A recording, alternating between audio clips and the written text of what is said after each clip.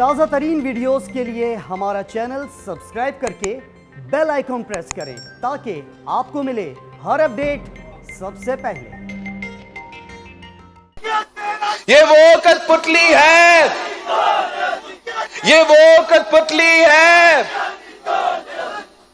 جس نے وعدہ کیا تھا کہ وہ کشمیر کا سفیر بنے گا، وہ کشمیر کا لڑائی لڑے گا۔ کشمیر کا سفیر بنتے بنتے وہ کلبھوشن یادو کا وکیل نکل چکا ہے۔ وہ تو آج کل کلبھوشن یادو کو NRO دلوانے کی کوشش میں ہے۔ خان صاحب نے تو کہا تھا، بار بار کہا تھا کہ میں NRO نہیں دوں گا، میں NRO نہیں دوں گا، کسی کو NRO نہیں دوں گا۔